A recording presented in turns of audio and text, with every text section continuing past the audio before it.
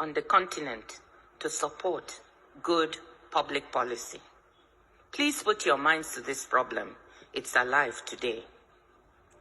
My second example has to do with a very specific one in my country, the cleanup of the fuel subsidy regime in 2012 during my second stint as finance minister. Nigeria has a fiscally challenging fuel subsidy regime.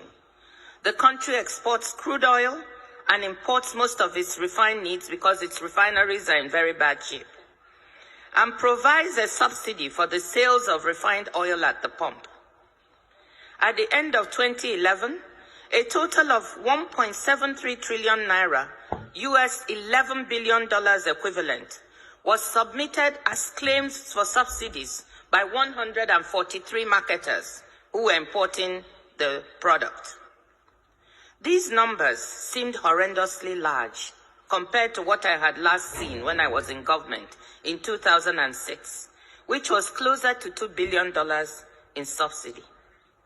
So we decided to audit these claims.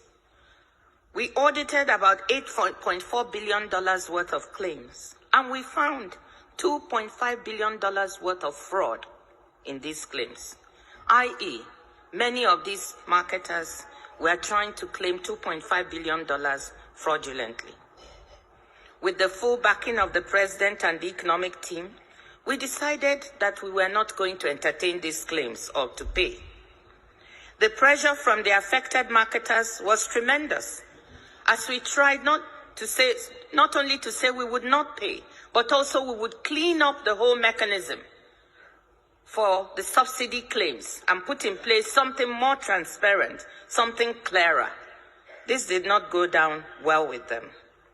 When we stuck to our position of non-payment and implementation of the new verification regime, these strong and well-connected vested interests were angered and seemed to blame me personally for this. There were personal consequences. My 83-year-old mother, a retired professor of sociology, was kidnapped by 4 young men and held for 5 days. Keeping her wits about her as she was totally terrified, she asked them why she had been kidnapped. And they told her, quote, "Because your daughter, the finance minister, refused to pay oil marketers their dues." The kidnappers, negotiating with my brother, demanded my resignation publicly. I should go on television publicly and announce my resignation and depart from the country as a condition for my mother's release. Needless to say, these were some of the worst days of my life.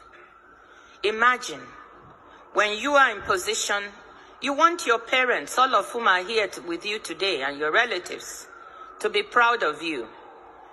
You want to be a source of good for your family.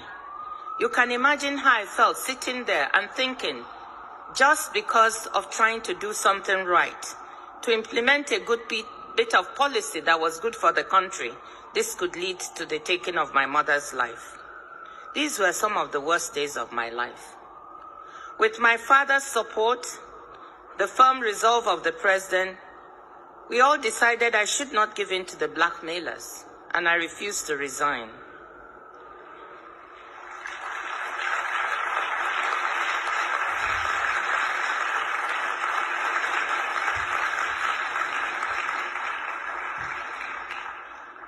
Following a manhunt, I'm sorry, I still feel emotional when I talk about it. And this story is not really publicly known, so this is probably the first time I'm giving the full details. Following a manhunt for my mother by police and security agencies, she was able to make a dramatic escape after 5 days in captivity, where she had only been given water and half of a sausage roll. So here was a well-justified cleanup and reform of a policy, but implemented in a dangerous reform environment where the losers in the reform, well-entrenched vested interests, decided to fight back to derail implementation. The decision not to resign was a very difficult and risky one. As it turned out, it worked. But there are days I ask myself, on my down days, what if it hadn't?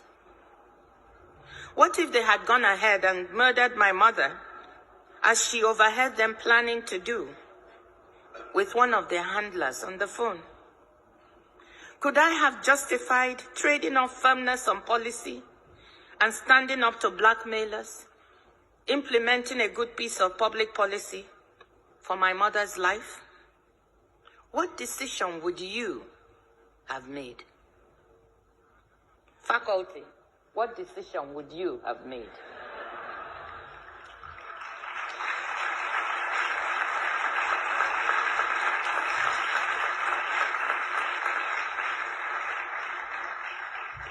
I know that one other brave hero, a woman I admire so much, brave activist and reformer, Aung San Suu Kyi, was faced with an equally terrible decision. Leave Myanmar to be with her dying husband in England. I'm sure you all know the story. And never